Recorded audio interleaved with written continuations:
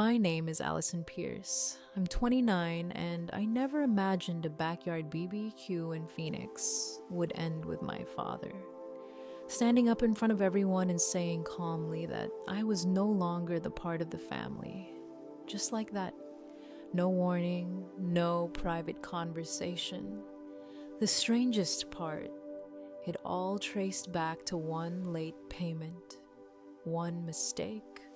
And I still can't stop wondering, how does a single delay turn into a public exile? Long before that afternoon in Phoenix, before the folding tables and paper plates and the words I still hear in my sleep, there was a pattern quietly shaping my life. Most of my days began before sunrise and ended long after I planned. I worked at a healthcare facility in Phoenix, moving from room to room with charts tucked under my arm, answering questions, adjusting medications, trying to keep pace with a schedule that never truly respected the clock. Double shifts weren't rare, they were survival. Some nights, I drove home so tired that the silence in my car felt louder than the traffic.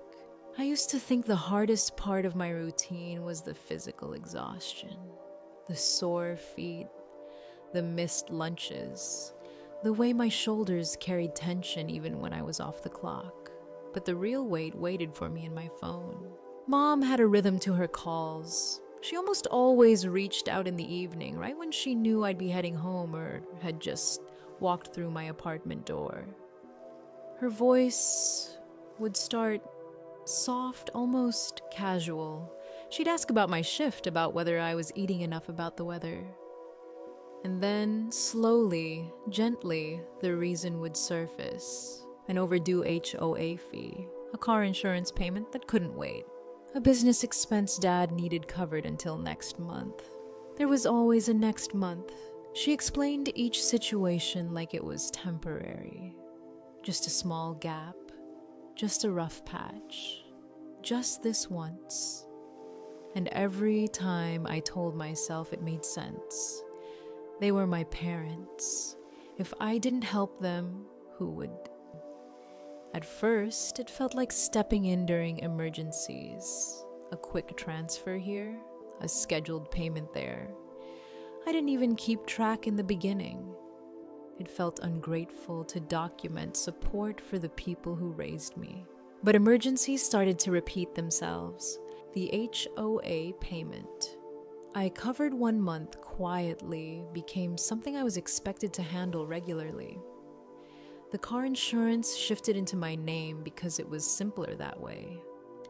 Part of Dad's business expenses, supplies, vehicle costs, small operational bills started running through my accounts because I had better credit and more stable income. Each change was framed as temporary, a bridge, a short-term solution. Temporary has a way of becoming permanent when no one challenges it. Dad rarely asked directly. That was Mom's role, but his silence was never neutral. When she said they needed help, he didn't argue. When she reassured me they'd repay me soon, he didn't correct her. When I transferred money, he didn't protest. His quiet agreement made it feel official. And somewhere along the way, the support stopped feeling like a choice and started feeling like a responsibility I never consciously accepted. I adapted without realizing I was adapting. I built my own budget around their needs. I adjusted my spending.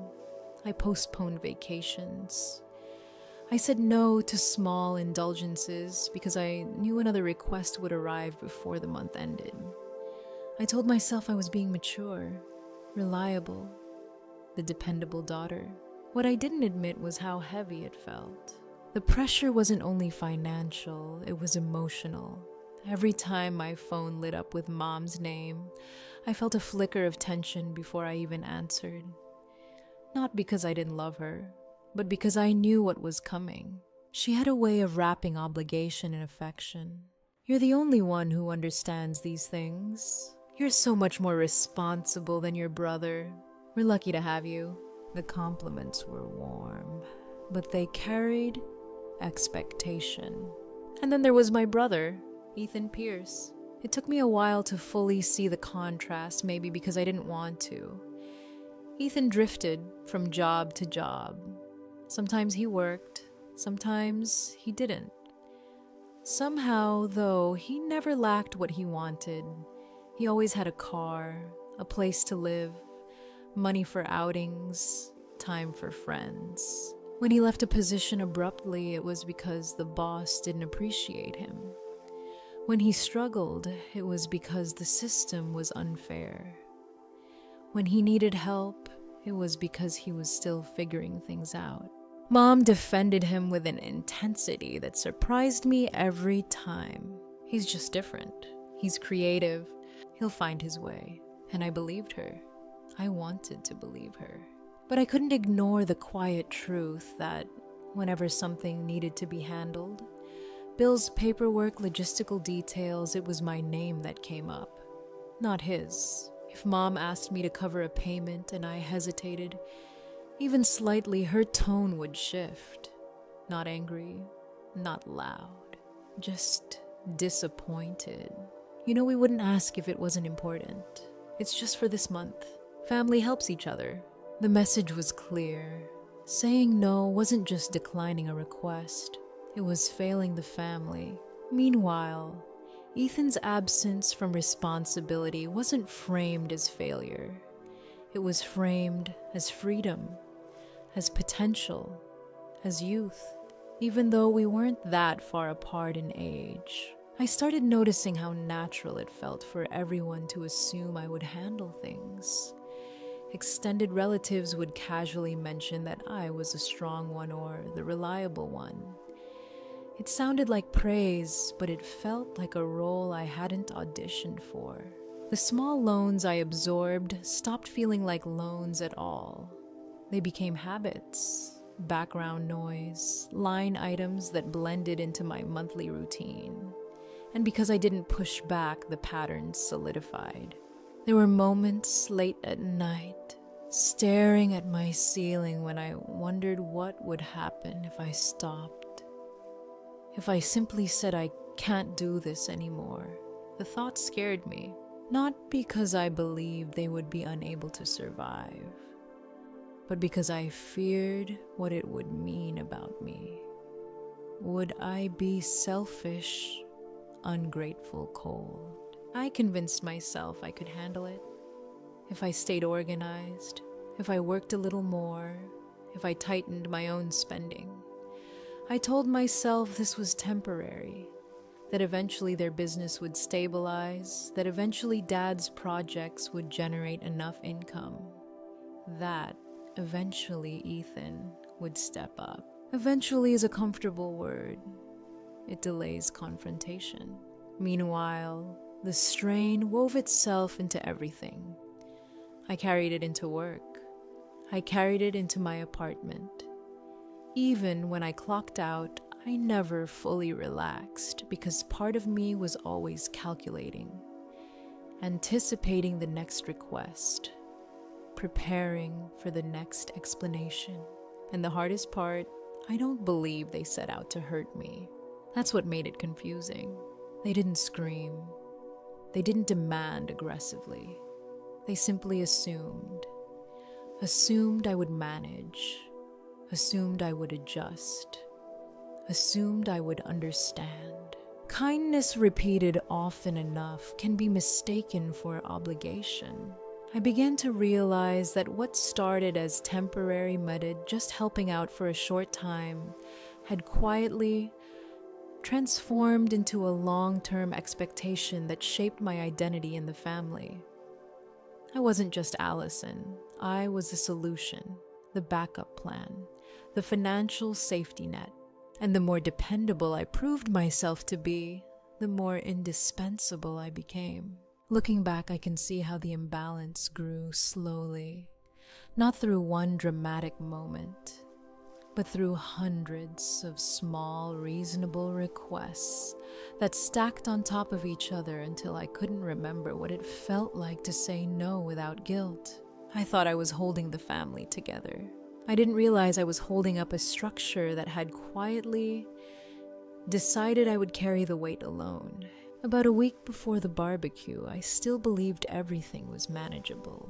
Tense, yes, a little strained, but manageable. I was halfway through a double shift when Mom called.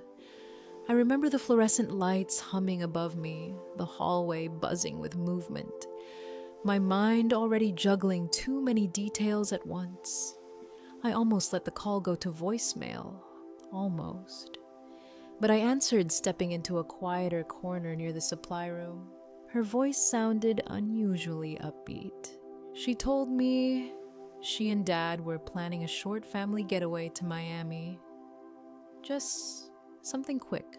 Just a break. She mentioned how prices were rising fast and how they needed to lock everything in that day before costs went up again. Then came the pause. They needed help with the upfront payment. It had to be done within hours. I glanced at the clock. I hadn't eaten. I still had charts to update, patience waiting. But the urgency in her tone wrapped around me like it always did. It didn't feel optional. It felt necessary. I told her I'd handle it. Even as I said the words, I felt that familiar tightening in my chest. Not anger, not yet, just pressure. I hung up and slipped my phone back into my pocket, telling myself I'd process the payment during a break. But that break never came. The shift stretched longer than scheduled. A coworker needed help. A patient required extra attention. One small delay rolled into another. By late evening, my energy was running on fumes.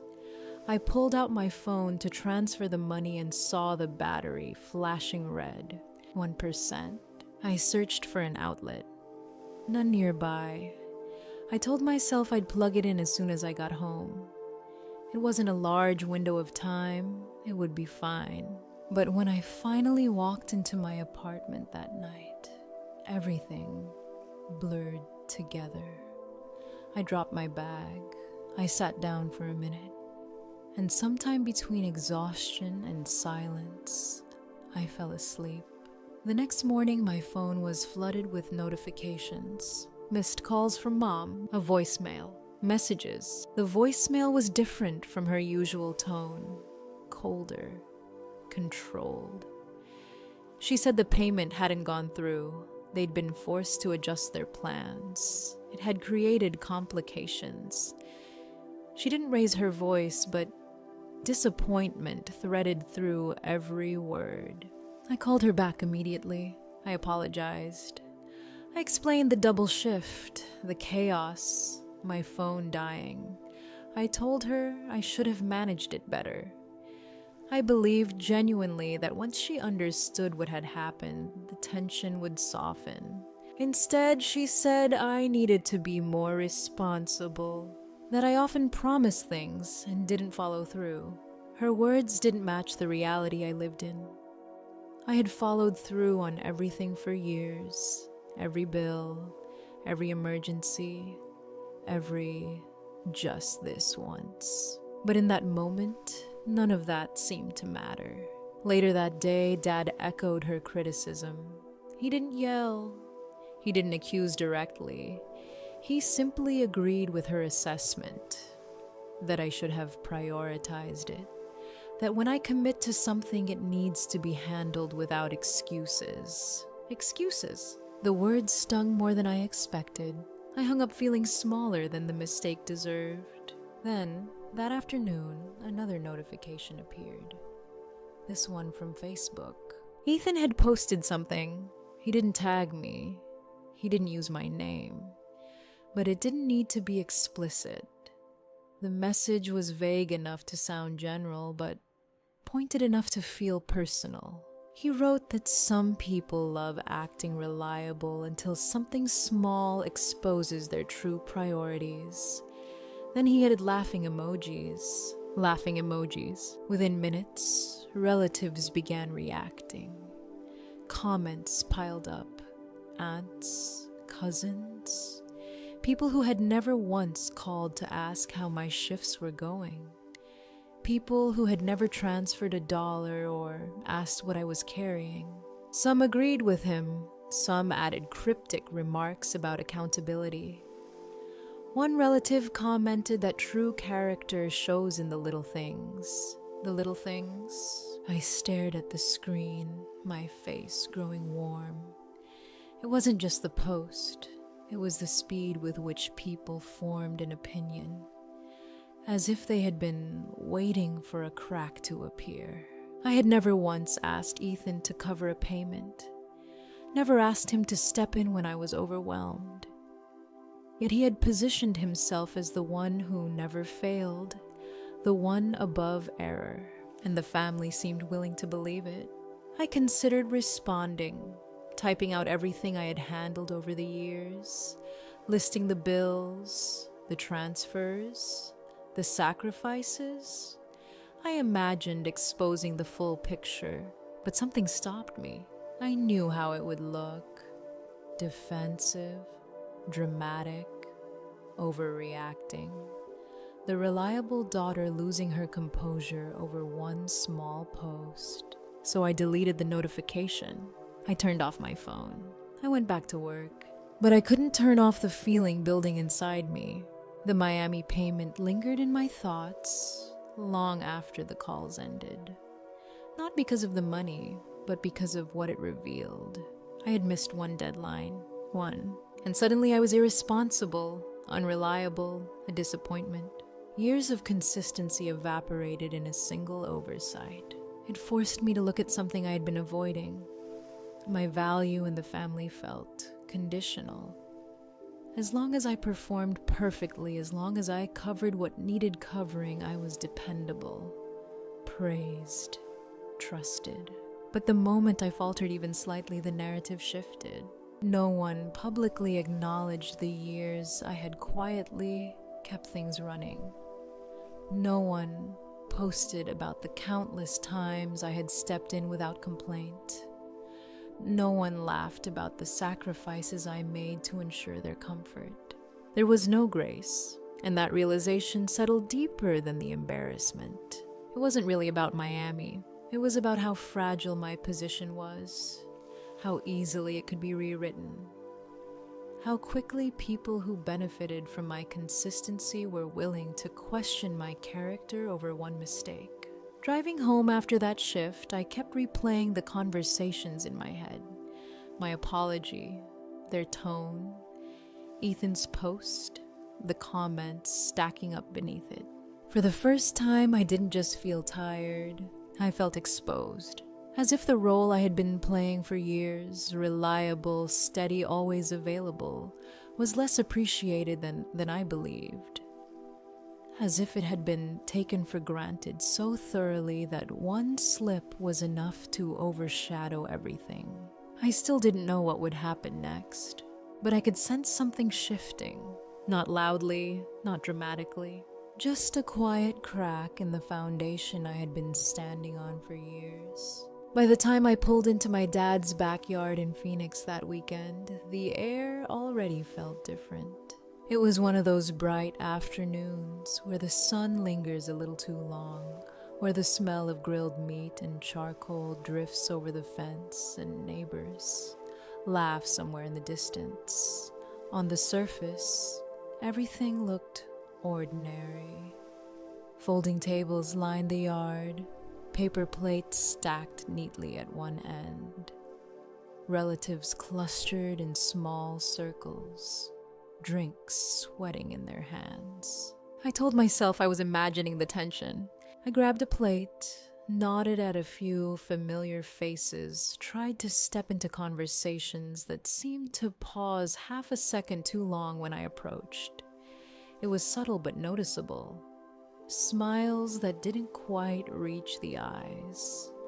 Short answers, a strange politeness that felt rehearsed. I took a seat near the edge of the long table, telling myself food would fix the awkwardness. Once everyone was eating, things would loosen up. That's how it usually went. But even the clatter of utensils sounded sharper than usual. I had just set my plate down when I felt that shift in the air. conversations thinning, forks slowing, a kind of quiet spreading outward like a ripple. Dad stood up, not abruptly, not angrily. He rose with deliberate precision as if this moment had been measured in advance. His chair scraped lightly against the patio stones. He didn't look at anyone else first. He looked directly at me. There was something in his expression I couldn't immediately name. It wasn't rage. It wasn't sadness. It was certainty, the kind that doesn't leave room for discussion. He waited until the yard was completely silent, until even the distant laughter from next door felt like it belonged to another world. Then he spoke. "We've agreed you're no longer part of the family. Don't come to any gatherings." The words didn't echo. They didn't need to. They landed heavy and final like a verdict read aloud in a courtroom. For a second, I honestly thought I had misheard him. No one gasped. No one objected. No one even shifted dramatically in their seat. Forks hovered midair. A few heads lowered. Others stared at their plates, as if something fascinating had suddenly appeared there. It was a silence that confirmed it was real. This wasn't an emotional outburst. It wasn't a heated argument spilling into the open. It was coordinated, decided, delivered. Mom sat beside him, hands folded neatly in her lap. She didn't look at me, not once.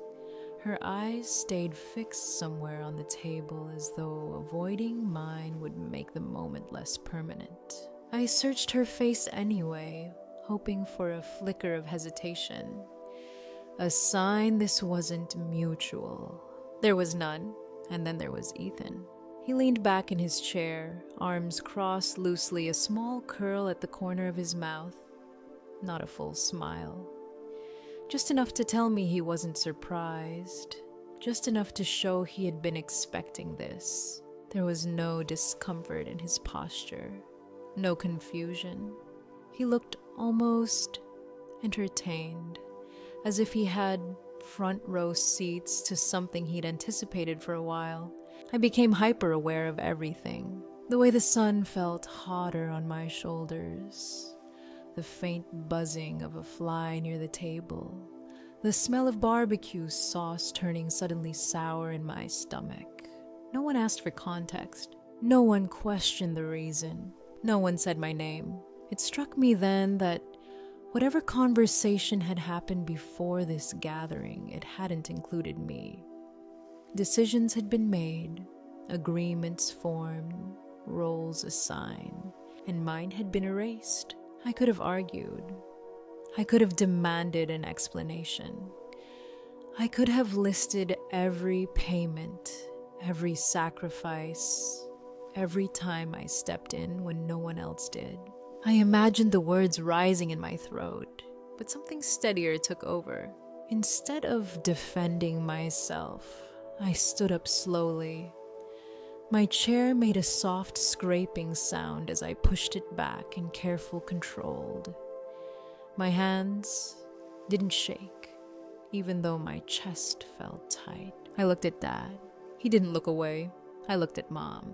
She still wouldn't meet my eyes. Finally, I glanced at Ethan. Just briefly. Long enough to see that he was waiting for an outburst, waiting for tears, waiting for a scene that would justify the announcement. I didn't give him one. I didn't say a word. No accusations, no pleas, no dramatic exit line. I simply stepped away from the table and walked toward the gate. My steps felt steady even if my thoughts weren't. I heard a whisper behind me, someone unsure whether to call my name, but it faded quickly. No one followed. No one stopped me. The latch clicked softly as I opened the gate and stepped out onto the driveway. The afternoon sun was still bright. The world outside the fence looked exactly the same as it had before. Inside, something had shifted permanently. I got into my car, closed the door, and for a moment just sat there. The engine off. The yard still visible in my rearview mirror. Figures moving again, conversation slowly resuming as if nothing extraordinary had happened, as if I had never been there at all. Then I started the car and drove away without looking back again. The drive home passed in a blur. I don't remember the traffic lights. I don't remember the radio. I only remember the quiet inside the car, thick, almost unreal, like my mind was trying to catch up to what had just happened. When I stepped into my apartment, the silence felt different from the one I had left behind. This one was mine. No witnesses, no folded arms, no rehearsed verdicts. For a few seconds, I stood in the middle of the room, keys still in my hand. Then something shifted. The shock didn't disappear, but it settled into something steadier, clearer. If they believed I was no longer part of the family, then I would live exactly as if I wasn't. I opened my laptop and sat down at the small desk near the window. My hands moved without hesitation. No dramatic gestures, no tears, just deliberate steps. First, I logged into the account that handled the HOA payments. The same payment I had absorbed months ago when they said it was temporary. I found the recurring charge and clicked cancel. A confirmation window popped up asking if I was sure. I was. I confirmed it and waited for the email. When it arrived, I didn't feel rage. I felt a thread loosen. Next came the insurance policies. The car insurance I had placed under my name because it was simpler. The recurring monthly withdrawal that had blended into my own expenses so seamlessly I barely registered it anymore. Cancel. Another confirmation. Another email. Then the business-related charges. Vehicle costs tied to Dad's operations. Supplies. Automatic transfers that kept projects afloat when revenue ran thin. Each login required passwords I knew by memory. Each dashboard reflected years of quiet involvement. One by one, I terminated them. The process was meticulous. I double-checked each account to make sure nothing slipped through. No lingering auto debits, no scheduled transfers hiding in the background.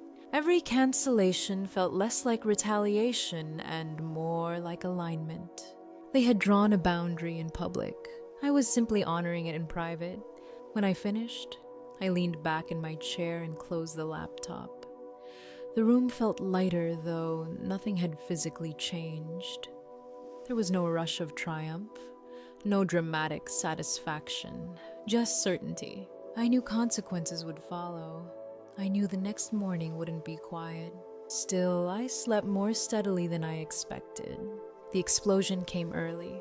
When I unlocked my phone, notifications flooded the screen. The family group chat had been active for hours.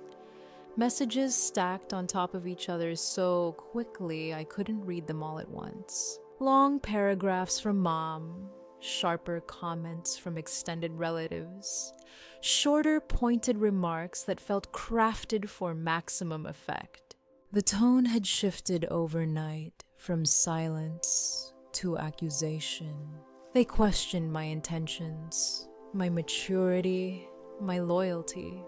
They wrote as if I had disrupted something sacred, as if the backyard announcement had been justified, and my response had proven it necessary. A few relatives claimed I had embarrassed everyone, that my attitude had shocked the table, that I owed an apology.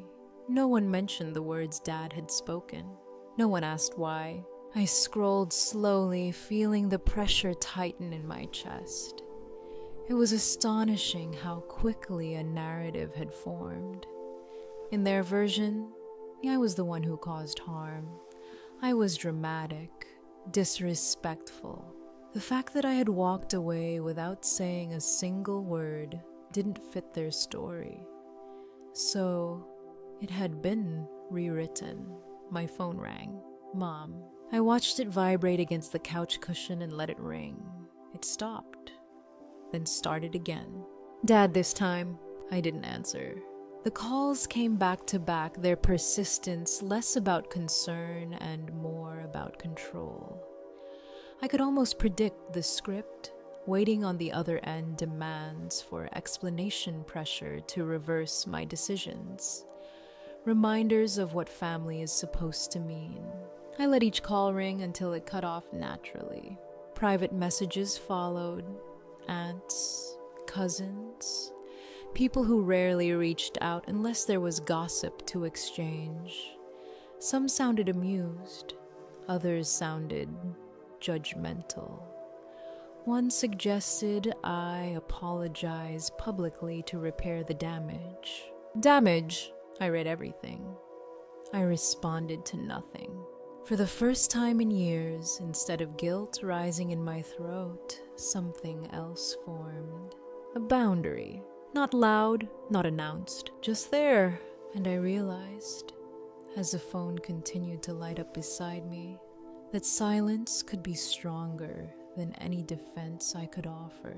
I expected the anger. I expected more calls, more messages, maybe even a relative showing up at my door demanding a conversation. What I didn't expect was a certified envelope. It arrived about a week after the group chat chaos had finally quieted.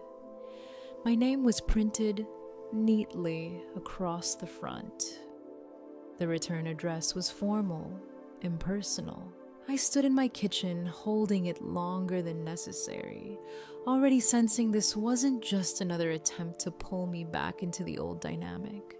Inside was a civil claim. My parents were accusing me of causing financial harm to the family business by withdrawing my funding. The language was sterile, almost unrecognizable. It described my decision as destabilizing. It suggested I had acted out of spite. It framed my withdrawal as reckless and damaging. Reading those words felt stranger than the BBQ, because this wasn't emotional, it wasn't impulsive. It was calculated, structured, filed through official channels. The people who raised me had reduced our history to a legal complaint. For a moment, I questioned myself. Had I overlooked something? Had there been an agreement I misunderstood? Was there some clause buried in paperwork I'd forgotten about? Then I remembered something important. I had never been formally obligated to continue funding anything. The capital I provided over the years had helped keep projects afloat, but it was never tied to an ongoing requirement. There was no binding agreement stating I couldn't withdraw.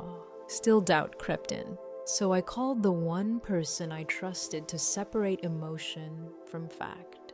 Daniel Cross had handled a previous legal matter for me years earlier. He was direct, unimpressed by drama, the kind of attorney who didn't sugarcoat outcomes. When I sat across from him and laid everything out from the BBQ declaration to the canceled payments to the claim now in my hands, he listened without interrupting. He asked for documents, operating agreements, investment records, emails, transfers. I had them. For years, even when I didn't question the imbalance, I had kept records, receipts, invoices, screenshots of transfers. At the time, it felt like simple organization. Now it felt like instinct. Daniel reviewed the civil claim first. His expression barely shifted as he read through the accusations. When he finished, he leaned back and said something that steadied me immediately. Your withdrawal of capital falls within your rights. No hesitation. He explained that based on the operating agreement of the company, I was not contractually bound to maintain ongoing funding. There was no clause preventing me from reclaiming my investment. No provision requiring notice beyond what I had already given. The claim, he said, relied heavily on broad statements, emotional framing, general allegations of harm, but legally it was thin. That didn't mean it would disappear quietly. It meant we needed to respond carefully. Then he asked a question I hadn't fully considered. Have you ever reviewed how the business funds were actually used? I paused. I had seen summaries, high-level overviews, occasional updates, but I had never conducted a detailed review of expenditures. Daniel suggested we request an internal audit conducted by an independent firm, not as retaliation, as protection. If they were alleging financial harm, transparency would matter. I authorized it. Part of me felt a flicker of guilt, as if requesting an audit was crossing an invisible line. But then I reminded myself they had already crossed that line when they filed a civil claim. The audit process moved faster than I expected. Daniel formally submitted the request. Documentation was gathered. Transactions were examined line by line. Categories were reviewed against actual usage. When the preliminary findings arrived, the tone in Daniel's voice shifted, not to shock, but to confirmation. There were inconsistencies. Expenses labeled as operational costs had been applied to personal travel, home renovations, purchases that didn't align with legitimate business activity. None of it was dramatic in a criminal sense. There were no hidden offshore accounts, no blatant fraud, but there was a pattern. Operational funds had been used loosely. Boundaries blurred between business and personal spending. And because my capital had flowed into those accounts, my contributions had indirectly supported those expenditures. Daniel pointed to the documentation. These transactions don't align with the stated purpose of the funds. The words weren't emotional, they were factual. And that's when something began to shift. Up until this point, the narrative had painted me as the unstable one. The daughter acting out of anger, the investor withdrawing support out of spite. But facts don't bend easily. The audit findings created a different picture, one where financial management had been informal at best, one where accountability had been relaxed, perhaps because no one expected it to be challenged.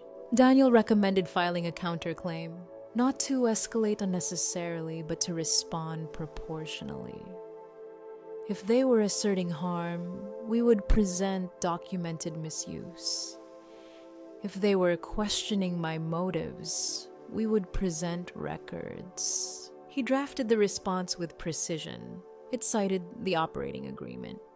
It referenced specific transactions flagged by the audit. It avoided personal commentary entirely. No mention of the BBQ. No mention of family conflict. Just documentation. For the first time since the backyard announcement, I felt the ground stabilize beneath me. This wasn't about emotional narratives anymore. It wasn't about who embarrassed whom. It was about paper trails, operating agreements, documented transfers, itemized expenses. News of the dispute began to filter through extended family, not through my voice, but through whispers tied to the audit. Relatives who had quickly accepted the earlier version of events now had new information circulating. Ethan made another vague post online, hinting at betrayal, but the response wasn't as unified this time. A few comments questioned what was really happening. Others referenced financial transparency without naming me directly. The tone had changed. Not dramatically, not overnight, but enough to matter. For the first time, the story wasn't being shaped solely by accusation. It was being shaped by evidence. And sitting in Daniel's office, reviewing page after page of documented transactions, I understood something clearly. The truth doesn't need volume. It needs records. The formal consequences did not arrive with shouting. They arrived in envelopes. By the time the independent audit findings were forwarded to regulators, the tone around Allison's name had already begun to change. What started as a family grievance filed as a civil claim accusing her of harming the business had drawn outside scrutiny. The numbers were clear. Company funds had been redirected for personal use. Operating accounts had covered vacations, credit card balances, even upgrades to Ethan's equipment that had nothing to do with revenue generation. The regulatory penalties were calculated without emotion. Fines were assessed for improper accounting practices and misuse of corporate funds. Certain tax filings were flagged for amendment. There was no dramatic courtroom showdown, just structured consequences written in precise language. And then came the clause no one in her family had anticipated. Because Allison had been a documented capital contributor, her withdrawal triggered a contractual obligation the company was required to return her original capital contribution in full, not a symbolic amount, not a partial repayment, the full documented sum. For years, that money had functioned as a cushion. It stabilized cash flow. It allowed flexibility when revenue dipped. It financed upgrades and expansions. It quietly underwrote risks that others took credit for. When the repayment order was processed, that cushion vanished. The family business did not collapse overnight. It constricted. Vendors were paid more slowly. Expansion plans were shelved. Credit lines were renegotiated under tighter terms. The sense of casual security that had defined her parents' financial posture shifted into vigilance. Her father's tone, once declarative and absolute, became guarded.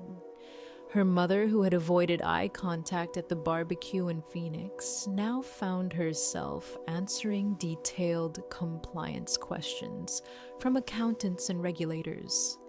There were no more vague accusations to lean on, only spreadsheets. Ethan felt the impact differently. Without the quiet financial backstop Allison had provided for years, covering shortfalls, smoothing over missed payments, stepping in when his projects failed to generate revenue, his lifestyle contracted. Equipment purchases stopped. Personal expenses were scrutinized. The narrative that he had been the business's rising star became harder to maintain when support was no longer automatic. Extended family members noticed the shift. At first, there was confusion. For months, they had absorbed a simple story: Allison had been reckless. She had harmed the family. She had withdrawn support out of spite. But as details filtered outward, carefully, factually through court filings and regulatory summaries, the storyline thinned. The audit was not rumor. The repayment was not gossip. The penalties were public record. Relatives who had remained silent at the barbecue began to soften in private messages. A cousin who had once liked Ethan's vague post reached out quietly to ask if Allison was okay. An aunt who had avoided her eyes that day in Phoenix sent a brief note: "I didn't know everything." The shift was subtle but unmistakable. Facts had replaced volume. Weeks later, her parents attempted contact. The first message was restrained. Her father wrote that misunderstandings had occurred, that things had gotten out of hand, that family should not involve courts. There was no acknowledgement of the declaration at the barbecue, no apology for disowning her publicly, just a request to talk. Her mother's message came separately, softer, emotional. She said the house felt different, that she missed their calls, that perhaps they could move forward. Allison read both messages in her new apartment. The move had been quiet, no announcement, no forwarding address shared widely. The new place was smaller than the home she had once helped fund for others, but it was entirely hers. The lease bore only her name, the utilities, the insurance, the HOA equivalent fees in her building. Every line item was self-contained. The first night there, the silence felt foreign, not tense, not heavy, just neutral. She had expected grief to overwhelm her when the consequences landed. Instead, what settled in was clarity. Blocking her parents was not dramatic. She did not send a final speech. She did not outline grievances.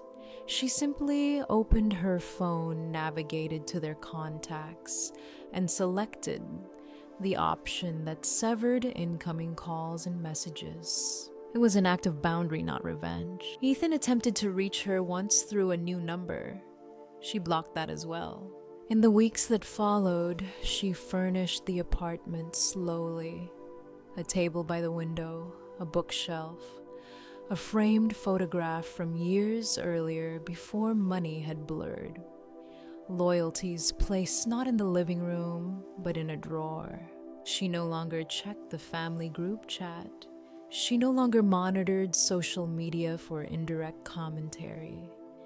The emotional energy she had once spent defending herself was redirected inward. There was grief, yes, grief for the illusion of unconditional belonging, grief for the years of quiet financial support that had gone unrecognized, grief for the moment her father stood in Phoenix and declared her absence permanent. But alongside the grief was something steadier, relief. Relief that the accusations had been answered by documentation. Relief that her capital had been returned lawfully rather than erased through silence. Relief that the extended family now saw nuance where there had once been certainty. Most of all, relief that she no longer had to prove her loyalty through payment confirmations. The transformation was not loud. There were no celebratory posts, no public vindication. Just a gradual shift in posture. In the mirror of her new apartment's hallway, she no longer saw the daughter scrambling to compensate for one missed payment, one drained phone battery, one exhausted week. She saw someone who had absorbed a public rejection and responded with process instead of panic. The family business continued altered and tighter. Her parents adjusted to their new financial reality. Ethan learned to operate without invisible reinforcement. And Allison learned something else entirely. Support given without acknowledgement can be withdrawn without explanation. In the quiet of her new space, that truth no longer felt bitter. It felt balanced. Sometimes the hardest thing we do isn't fighting back, it's stepping back. Boundaries aren't punishments, they're acts of self-respect. Choosing peace over manipulation doesn't mean you stop loving it, it means you finally start protecting yourself. If Allison's journey resonated with you, I'd love to hear your thoughts in the comments. And if you find meaning in stories about strength and healing, you're always welcome to stay and listen to more.